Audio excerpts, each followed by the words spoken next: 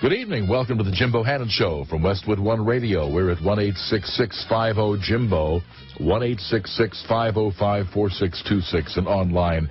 Find us at jimbotalk.net. Well, we're coming up on a big holiday. A lot of people take part in Halloween, and not just kids, a lot of grown-ups. It is one of the greater participatory holidays in the country, things that we do more than just give lip service to or take a day off for. It's thought of pretty much as a holiday aimed mostly at kids, fairly benign. You get a few PC types who get all bent out of shape about devils or other figures portrayed.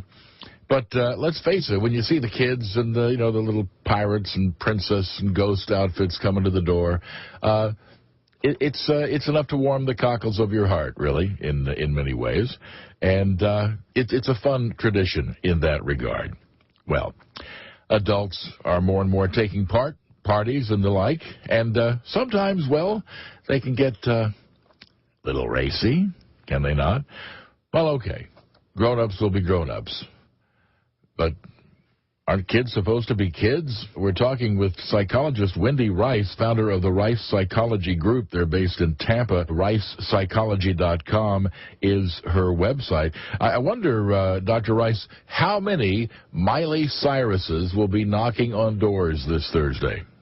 I think there are going to be a ton of Miley Cyruses. I wonder if they're all going to cut their hair. I mean, really? I mean, well, you have to wonder beyond that. I mean, you have to wonder how many will be carrying a little wrecking ball. I mean, seriously, I'm not sure what the limit is here, but my guess is there will be more than a few kids who will be, as they say euphemistically, pushing the envelope come Thursday. And I'm not sure where the line is. Is there a line anymore? That's impermissible? I mean... I believe there still should be a line, and I think parents still need to be the ones who are paying for most of their kids' Halloween costumes, so parents continue to have a say in what's appropriate and what isn't. Although I know that some parents say walking through Halloween stores that naughty nurses and, sexy policewomen and all of that are the costumes. Whether they're buying costumes, they're all short skirts, or whether their kids are making them at home. Yeah. I suppose we see more and more stuff that is purchased in stores. You can get almost anything. It's not just those tacky old rubber masks and the like with the elastic band that broke 15 minutes into your trek. Now, you can get some. You can, if you choose, shell out a bundle on Halloween. Oh, without question. I mean, to go to a real costume store, you can absolutely spend a fortune. The issue with the kids is the super short skirts, the thigh-high boots, and the overly sexualized costumes for especially the younger girl. Exactly. Stay with us. We're going to pause here briefly early, and when we come back, I'm going to give you a few examples of some of the stuff that's taking place out there, and we'll talk some more with our guest, psychologist Dr. Wendy Rice, a licensed psychologist and the founder, again, of the Rice Psychology Group based in Tampa. Her specific expertise is working with children. And 1-866-50-JIMBO is our number. We'll be back in a moment.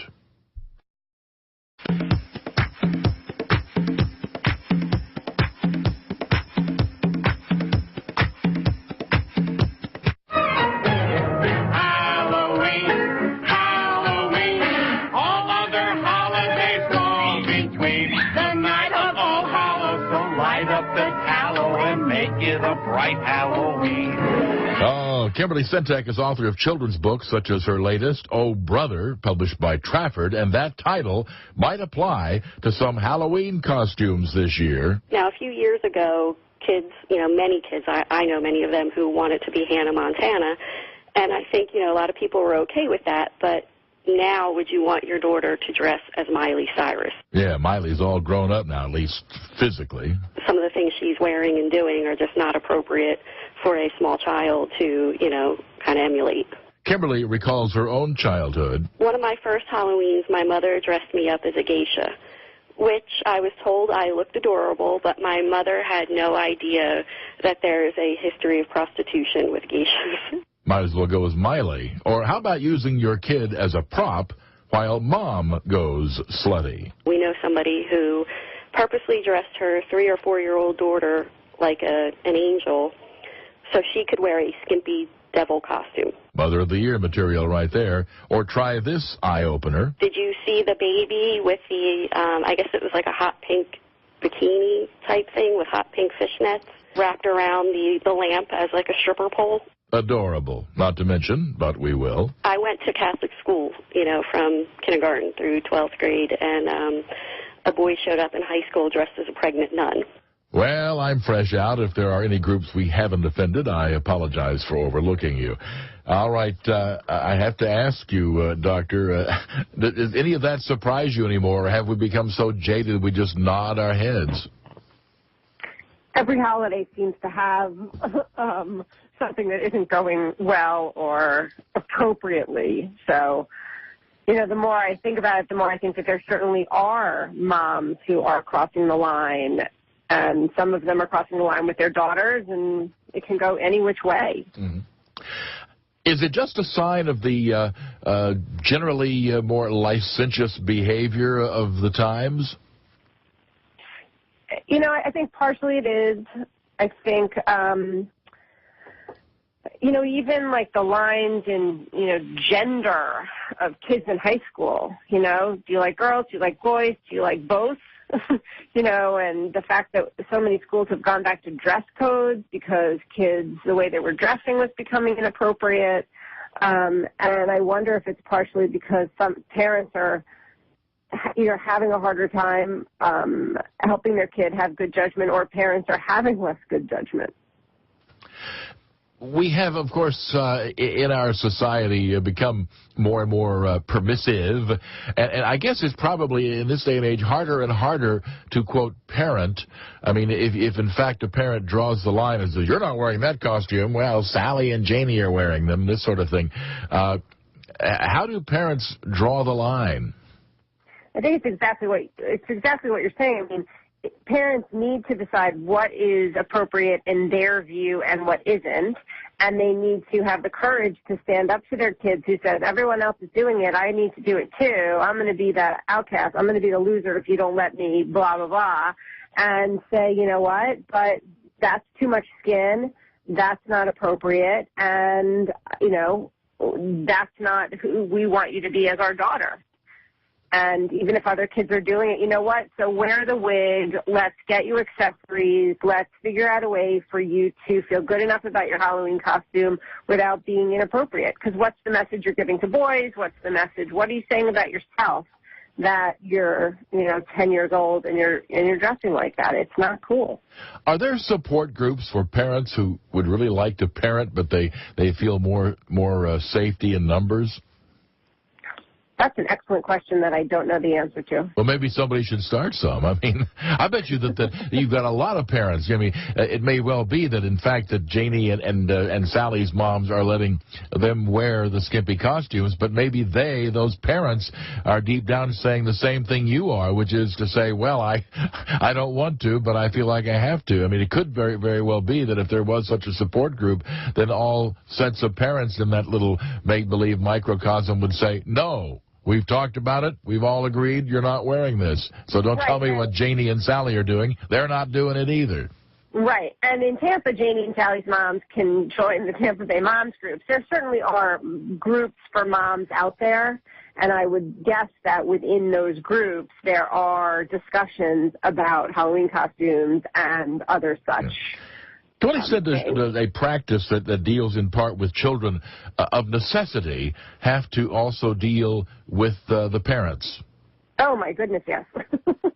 We deal a lot with the parents. And more, I'm having parents come in because they're concerned about their children, and I say to them, I wonder whether I can just work with you, the parents, and help you parent differently, and then I don't necessarily need to see your child for therapy.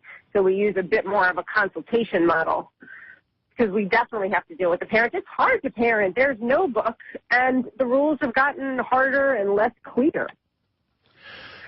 Now, the rules, such as they are schools a help or a hindrance in this regard? I mean, schools do some strange things sometimes, and of course you see kids who may have a keychain with a model gun or something on the keychain, and deadly weapon, child is suspended for a day. I mean, it's honestly, I don't know what gets into the minds of some school boards about what is or is not acceptable. Yeah, I'd like to think that schools are overall more of a help than a hindrance, and that overall schools are giving kids the right messages, but the zero tolerance stuff sometimes gets interpreted in a very bizarre way and misses the point.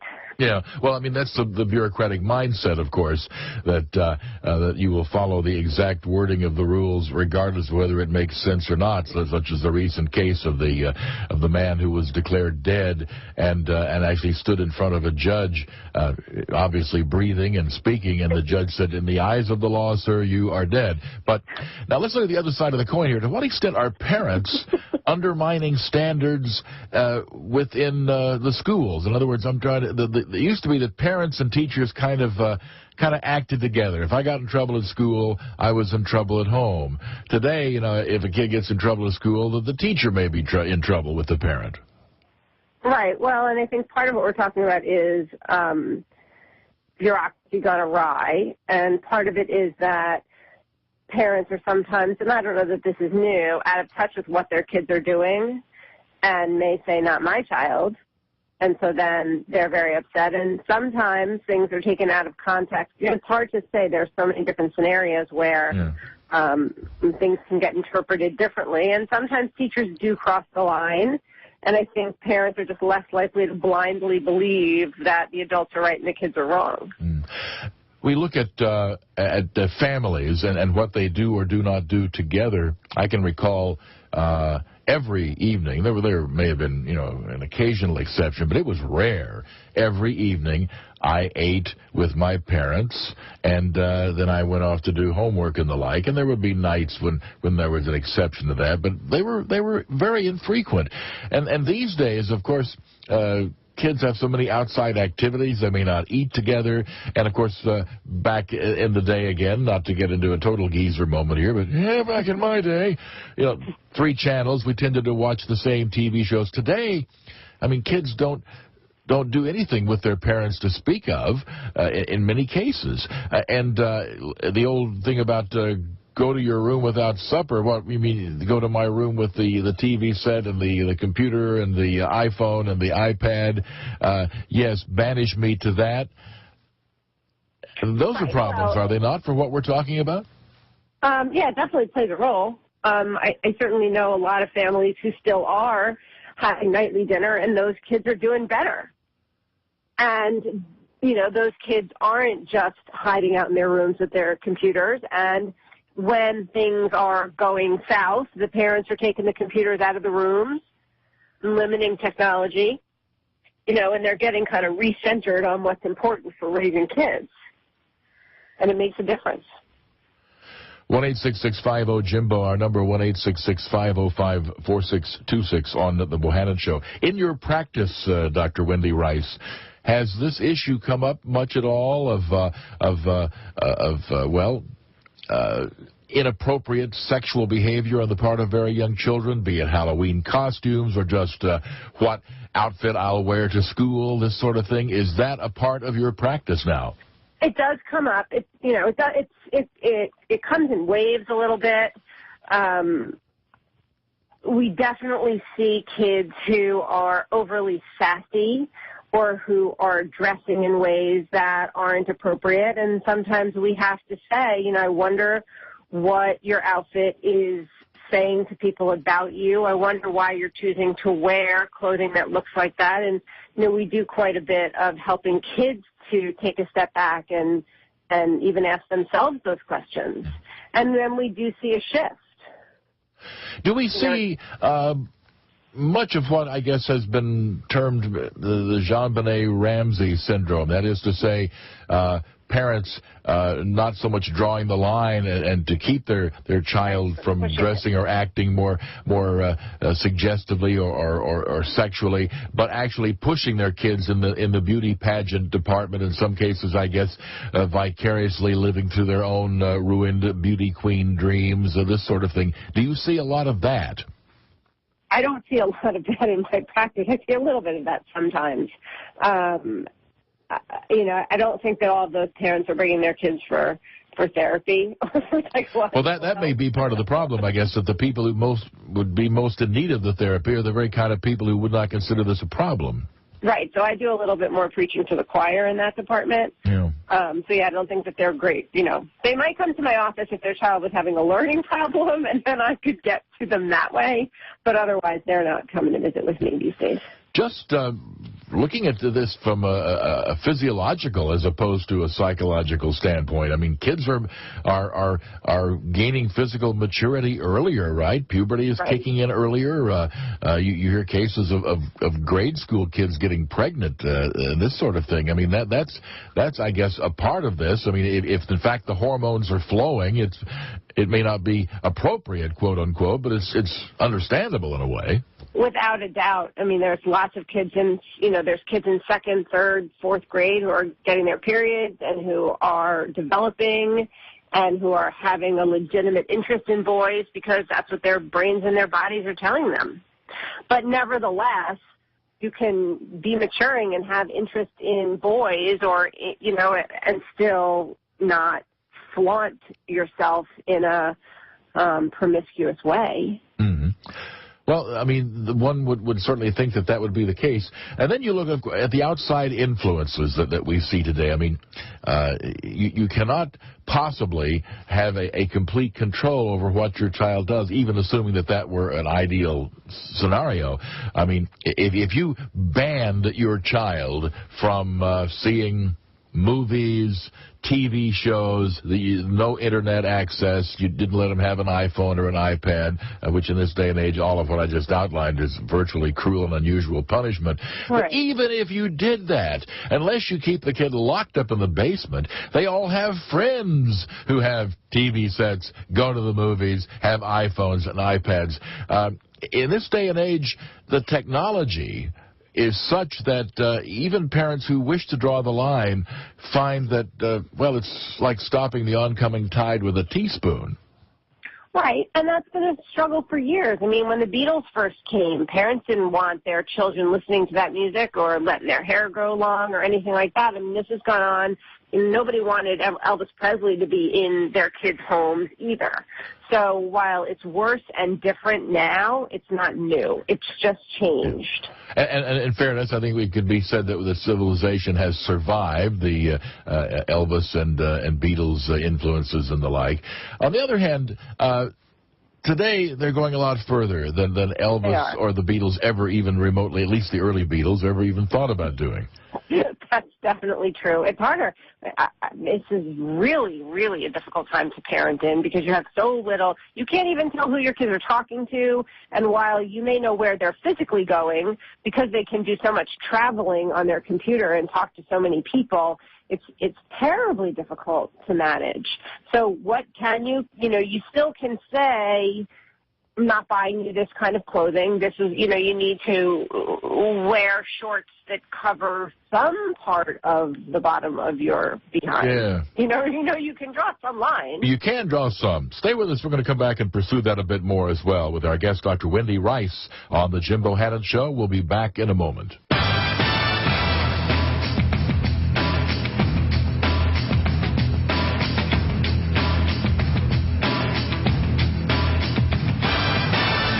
Welcome back to the Jim Bohannon Show at 1-866-50-JIMBO, 1-866-505-4626. What do you do Thursday night if Miley Cyrus shows up at your house carrying a wrecking ball? Do you give her a Snickers bar or a pack of condoms? And I'm only partially sarcastic in that regard. Our guest is Dr. Wendy Rice, psychologist, the founder of the Rice Psychology Group based in Tampa. I'm wondering the extent, we've talked a lot about kids who may whine to their parents, oh, I want to do this, and Janie and Sally's parents are letting them do this. I'm wondering the extent to which you may have encountered children in your practice who in their heart of hearts don't want to do this. And the problem is that Janie and Sally are providing peer pressure, and the patient here, the little girl, feels like she'll be a dork if she doesn't dress this way, even though, surprise, her parents' values actually have taken hold, and she'd rather not get dressed down in this slutty manner. Have you run across any cases like that? I haven't, but I think that's a very good point and I know that in a lot of situations kids do this, where they sublimate or they push down their true beliefs and what they really want to do in favor of not looking different and going along with the group, because the hardest thing when you're a kid is to stand out, and one of the most important things is to belong. So I tend to see a lot of kids who say, well, I don't want to be like everyone else. I want to be an original, so I'm going to wear what I want to wear.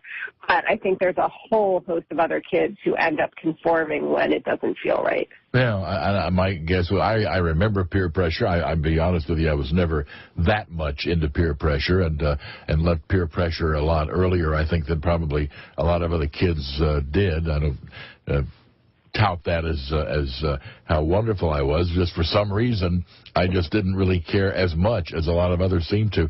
Dr. Wendy Rice, our guest, and we talked to Sharon, who calls in from Crane, Missouri tonight. Hello, Sharon. Hello, Jim. Doctor, when did parents stop knowing how to say no? When did they stop being parents and saying, no, that's not appropriate? No, you can't do it just because so-and-so's doing it. I don't care. They're not my job. You are. Why can't parents just say no and provide guidelines and structure and rules when that's really what kids want, no matter how much they protest against it? Yeah. Boy, that really cuts to the crux of this whole thing. I mean, that was not a problem for my parents, Dr. Rice. Well, and I think that that's a really good point, in that because a lot of the people who are parents now, many of them had were very, not necessarily overly strict, but very, very strict parents who basically laid down the law and didn't want to have any discussion about it. Many people who are parents today are wanting to be so very different from their own parents, and they are allowing so much negotiation, and they're saying, oh, sweetheart, if you want to, because they believe that they need to say yes in order to be loved and, have a relationship with their child.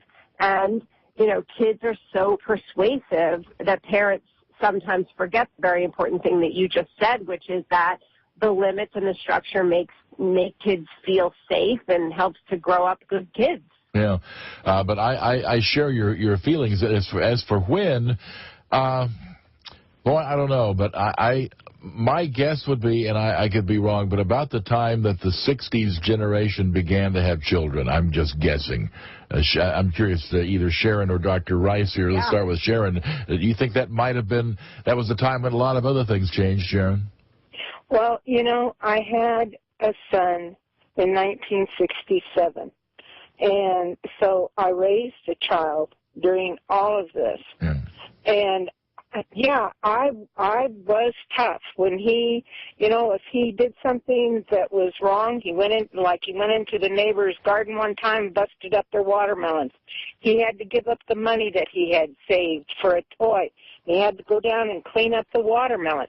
I mean, it's stuff like that. And when he would say, well, everybody else is getting to do it, I'd say, you're not everybody else's kid. You're mine, and you're my job till you're 18.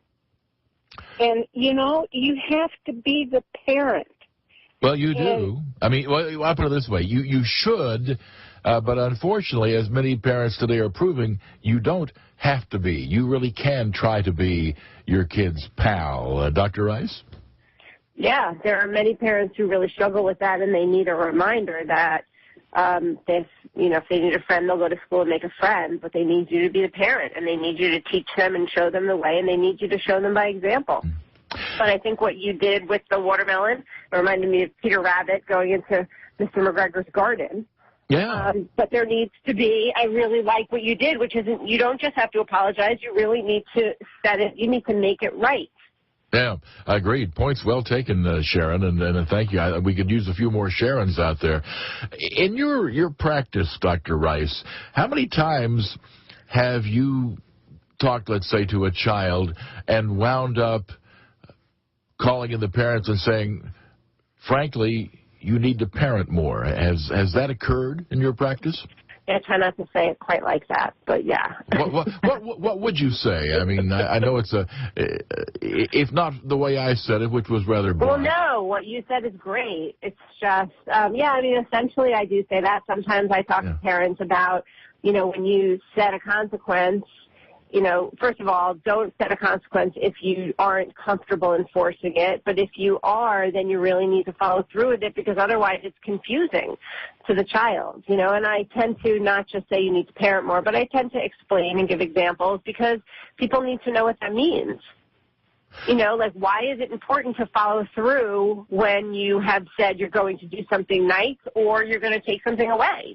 Yeah. And it's important because otherwise it's confusing to the child. So was that okay behavior or not okay behavior? I don't understand, because mom and dad's response was unpredictable and inconsistent. So did they mean it or did they not mean it?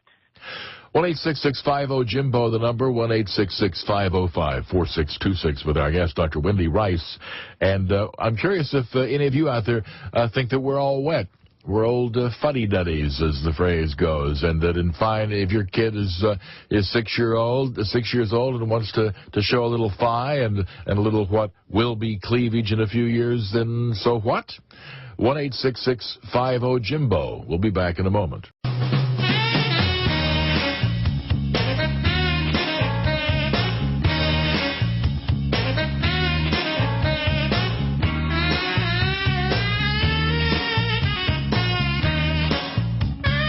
This will be the Jim Bohannon Show. We're at 1-866-50-JIMBO, 1-866-505-4626. We're looking at the slutification of Halloween, quite frankly. This is nothing new, not like Miley Cyrus invented anything. She would just be, I guess, on the cutting edge.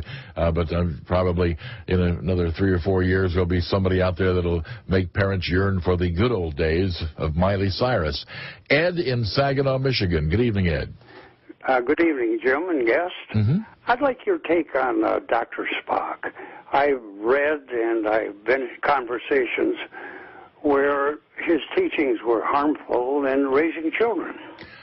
Well, I personally subscribe to that view, and I'd bring no professional expertise to the subject, but I think that he was certainly the father of the permissive grown-up policy. Ironic, of course, that in later years he then used the generation he had helped spawn to create civil disorder. Dr. Rice, your thoughts about Dr. Spock? I'm embarrassed to say that I can't really rein in a whole lot on Dr. Spock's parenting. He certainly. I mean, the book that he espoused was a lot more permissive than what many parents of that era had seen in their own childhoods. Yes. I think that there needs to be a balance. Walking the fine line between not being a completely authoritative parent, where there's no dialogue or kids don't get a say, isn't healthy, and being a very permissive parent where you're not actually parenting and it's a free-for-all is not okay. We know that, an authoritative parent who where it's not a democracy, but there is dialogue, is what's healthiest. Up to a point, I can certainly see what you're saying. 1-866-50-JIMBO. Let's go to Tom in Melfa, Virginia. Hello, Tom. Hello, Jim. Good evening. Good evening. Ms. Rice, our question has to do with the concept of putting up a sandbox around children when they grow up and expanding the sandbox as they mature and teaching them that having a few good, solid friends that you've vetted, parent to parent, is a whole lot better for their ability to prevent them from just going with the gang. Your thoughts on the issue of being popular with everybody or being solid with a couple of people? I think the ideal situation is kind of to have a couple of solid friends, and if it's friends that your parents vet, more power to your parents and your family. But I think, I was talking yesterday with somebody about how there's two kinds of popular. There's mean popular, where you have power, but you're not really well-liked. You're more, people are afraid of you. Or there's the popular where, well, you might not be, the queen bee, but people like you, and they respect you because you're a pretty okay person. So I don't know that it has to be either or. Okay, well, again, I think it goes to your earlier comments in terms of the parenting style and the ability of our current generation of parents. And I've raised 2 children, and I do a lot of training in the fire and rescue service, and I see a lot of young children coming in that have no standing on discipline and the ability to take corrective criticism or corrective action. And then I have other children that come into the training, young 17, 18-year-olds, and they're just whiz-bang. And when I find out, where they came from, what they did, I find out that, they've had their sandbox and they stayed in it, and it got expanded as they grew up. Yeah, well, it's really important, though, to allow your children to have, appropriate independence, which is what you're saying, over time. Yeah. That the risk is being is for the parent to be overly controlling, and then when the kids are done with high school and they're ready to go on to whatever's next, college or work or whatever, they really need to be independent enough and have good enough judgment to be able to select friends and, figure out how to dress and how to present themselves, in the most successful way. And, of course, people will ask, what is, in fact, the appropriate place to draw the line? And the answer is it's a gray area, for Pete's sake, and that's the discretion that goes with parenting. And in my money, when in doubt, the tie goes to the parent. Carolyn in Montrose, Colorado, good evening. Hi, Jim. Hi. My thought is, shouldn't the manufacturing companies be held responsible for what they put out on the markets that are set there for children? Held responsible in what way? I mean, let's say, okay, I make little tiny slutty Miley Cyrus costumes. I would be liable for what under the law? In other words, if you were writing a law, how would you make me liable for doing what? Well, my point is if there's something that is bad on the market, and it doesn't have a lot of morals to it,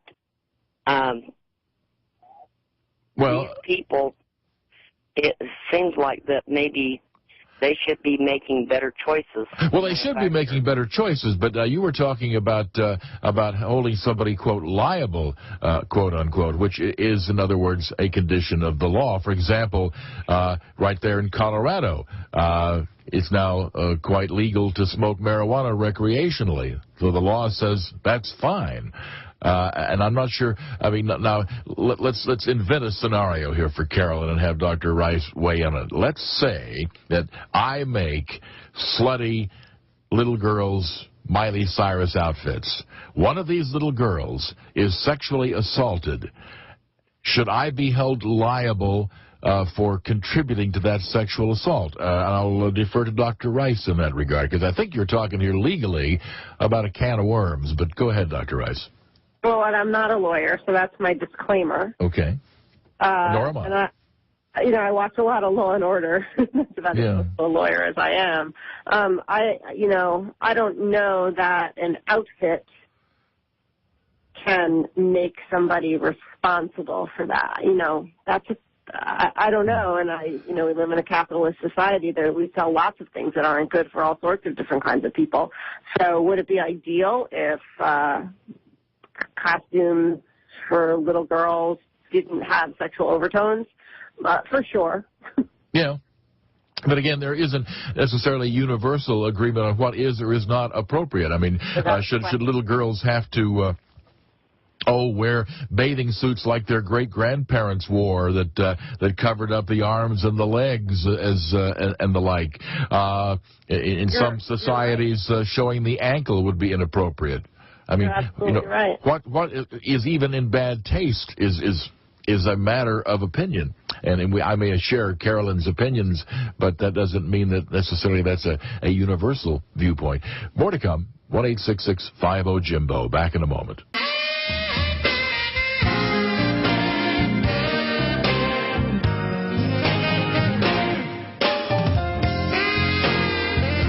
Good to have you with us on the Jim Bohannon Show. Dr. Wendy Rice is our guest, a psychologist, founder of the Rice Psychology Group, online at their name, ricepsychology.com. They're based in Tampa. What are kids today taking to a shrink? I must say, again, going back to geezerdom and in my youth, I'm not aware of any of my playmates who ever saw a psychiatrist. But then again, I couldn't even tell you. I guess the nearest psychiatrist was probably 50 miles away in the big city of Springfield, Missouri. But what are kids today telling a psychiatrist? What are the problems that they bring to the table? This is a tough time to grow up.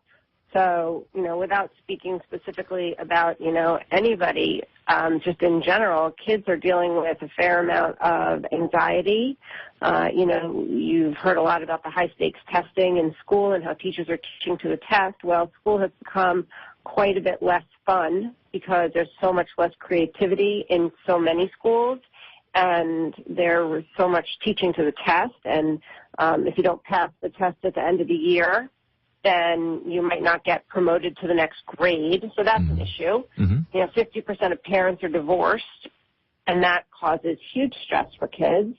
They're dealing with depression, they're dealing with bullying, with peer pressure. We see a lot of kids who have undiagnosed learning problems because schools aren't doing assessments anymore.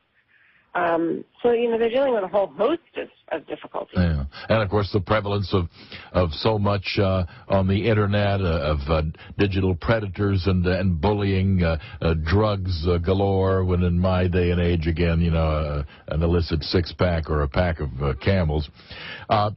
It is, you're right, it's not an easy time for kids to be growing up in this day and age. So I certainly I sympathize with them. I must say that, but I don't know that there are any easy answers to it all. It is a tough time. I guess you just have to suck it up as a parent or a child and proceed. You can't throw up your hands in despair. Right. Well, we have to keep when sometimes the despair takes over.